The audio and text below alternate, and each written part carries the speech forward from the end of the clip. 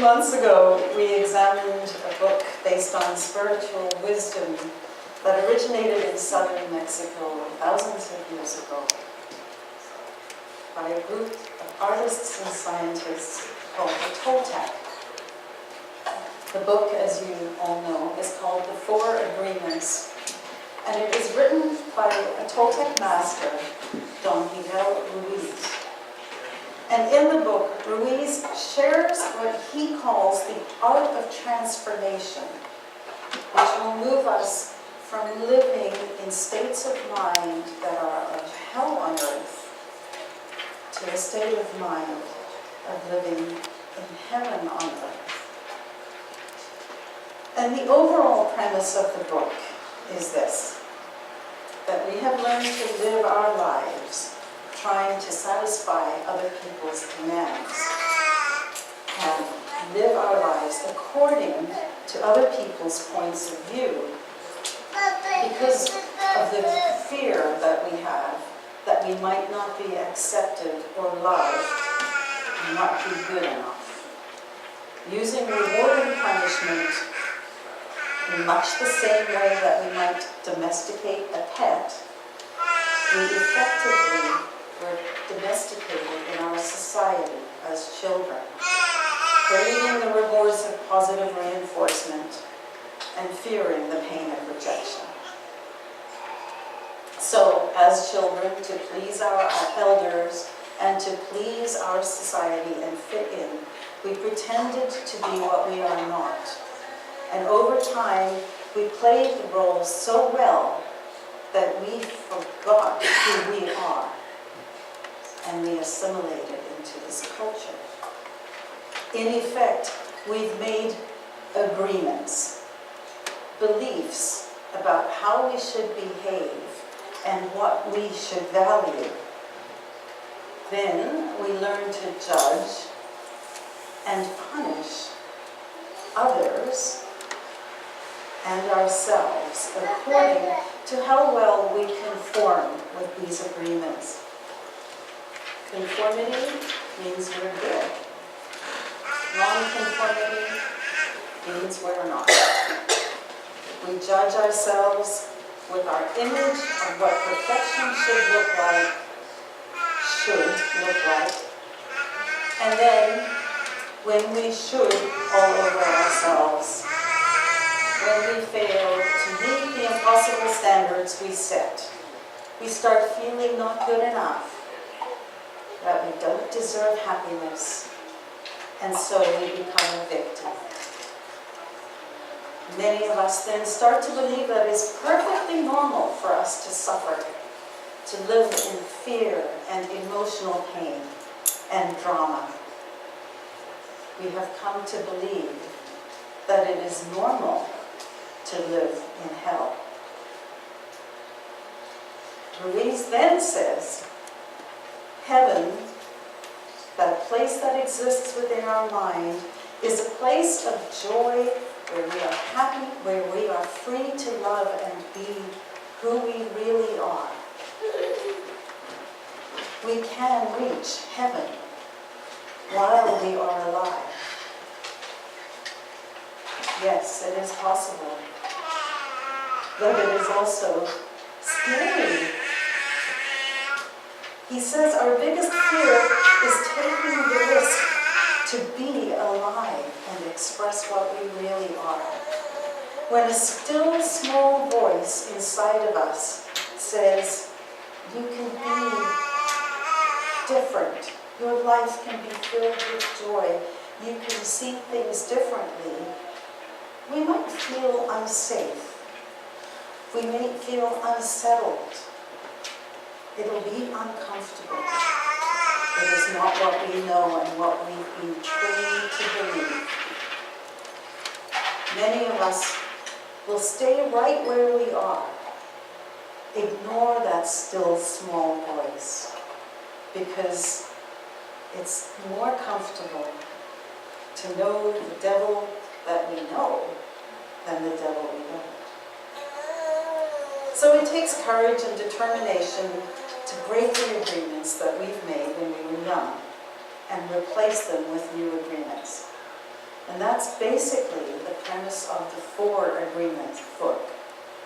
Ruiz suggests that if we start with these very powerful 4 agreements, we will release enough of our own personal power to transform our entire lives. So, the 4 agreements are: be impeccable with your word. Don't take anything personally. Don't make assumptions. And always do your best. Last time I spoke, we explored the first agreement in a little bit more detail. Be impeccable with your word. And quickly to summarize, it is the most difficult to master, and it is the agreement from which all other agreements flow. Why? Our word is our power to create. And as we know, that power can uplift or destroy. It can add to life or take away from life. It can energize or enervate, all by what we choose. Words affect our thoughts. Thoughts become things. Words then create our world. So with the first agreement, be impeccable with your word, we are invited to challenge all that we speak, all that we think, and all that we do, both within to ourselves and without to others. The overriding message is to do largely with ourselves, because our self-talk is more damaging than any self-talk that any talk that anybody else will direct at us. When we say negative things to ourselves, when we beat ourselves up for not being perfect, we go against ourselves and are not impeccable with our word. And a simple test to know whether or not we are being impeccable with our word is what I am speaking and thinking and doing, adding to life or taking it away. Focus on kind, patient, good, loving, encouraging. If we can't do that, then we invoke the words of Thumper. If we can't say anything nice, we don't say nothing at all. And that leads us now today to the second agreement. Don't take anything personally. Well, I have to tell you, I almost wrote, yeah, right, after that. Because this is something that would be so lovely to master, so lovely to master. And I've had some recent experience with this personally, and I've had to do some really deep soul searching into how not to take things personally and how to understand this agreement more.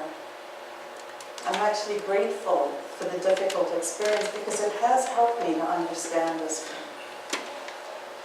Here's the underlying message. Nothing that other people do to us is because of us. Or, said differently, your opinion of me is none of my business. But when someone has betrayed us, or is violent, or angry, or complaining, or accusing us of something that they think that we've done, or something that we've been, and it's something other than what they would like us to be, it's awfully difficult not to be affected. But the key to the reason why we do want to work and adopt this agreement was in the sentence I just said, other than what they'd like us to be. Many of our distressing interactions happen because we don't comply with someone else's vision for us.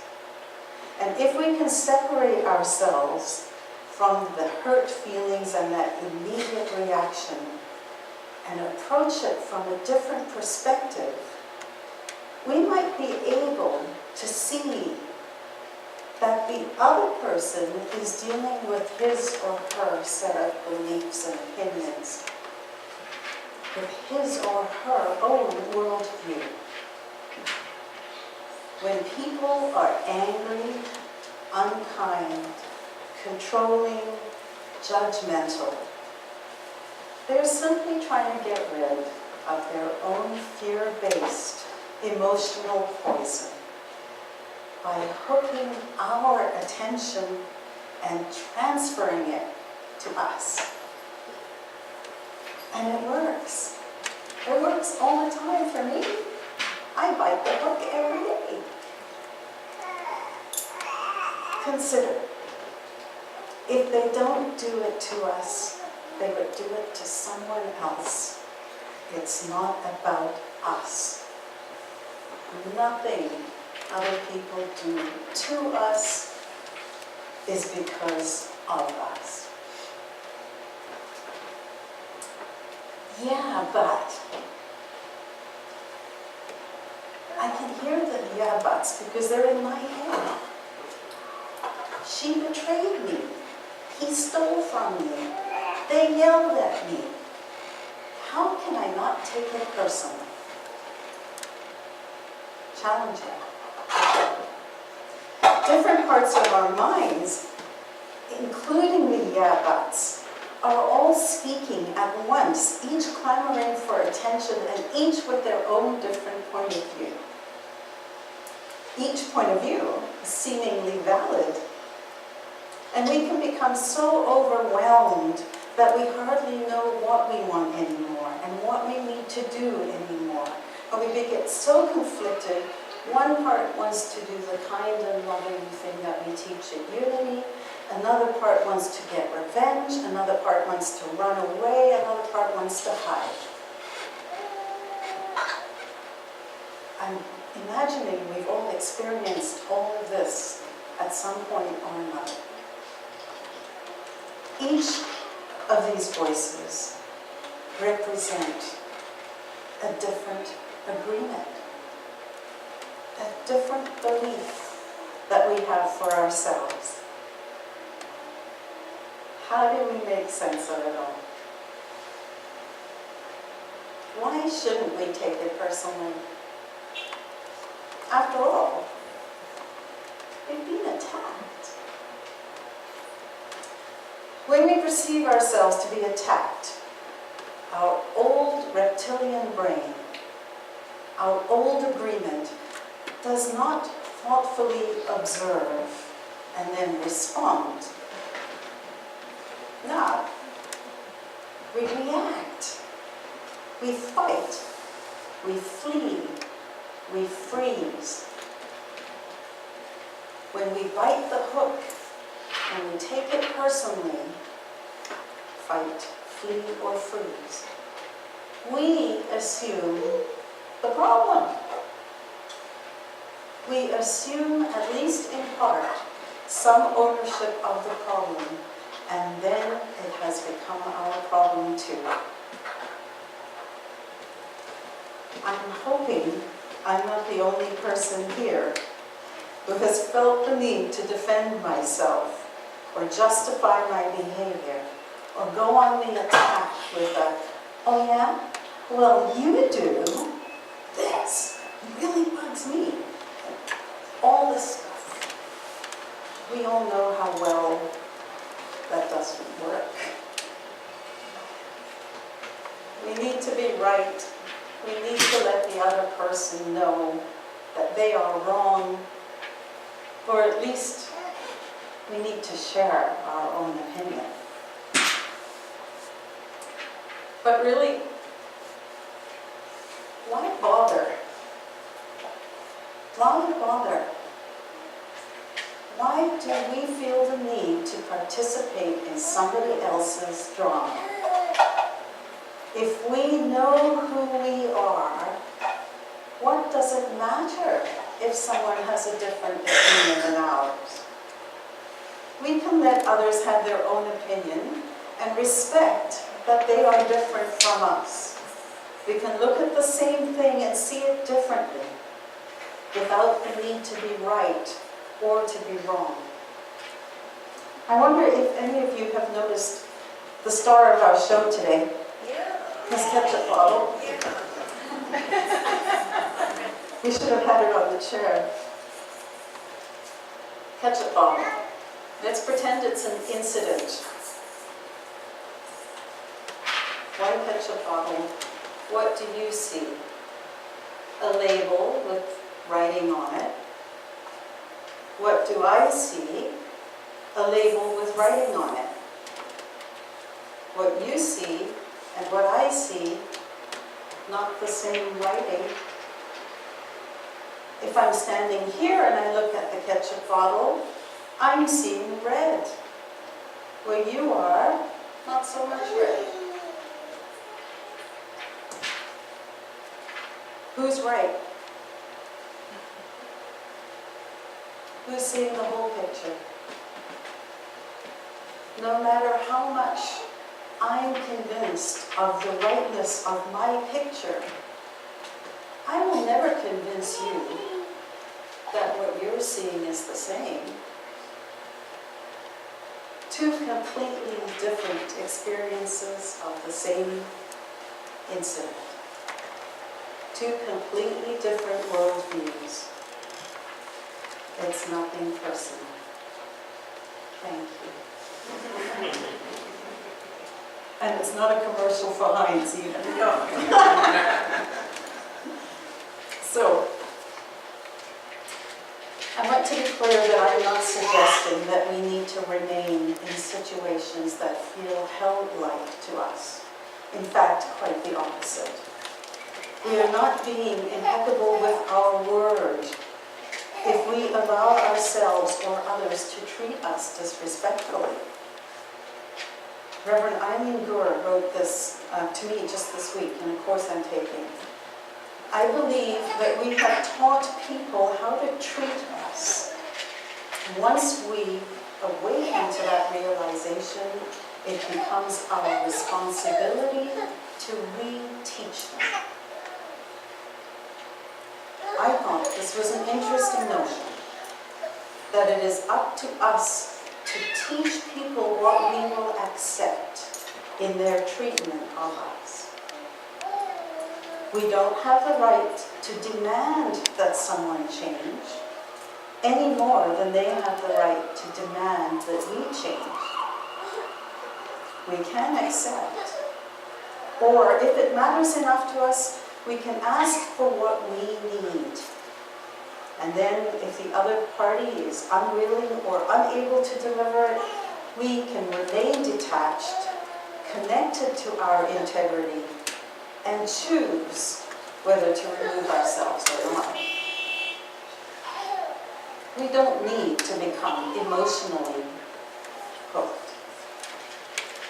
We can take control of our actions rather than insisting, and then make choices based on our needs, not on what others do or say. We can let them be who they are, where they are, without being involved in unnecessary drama. Often, we sacrifice our sense of joy and self-worth because we take things personally and then we react in a way that upsets us. Someone hurts us, we give them too much of our power if we let them steal our integrity as well.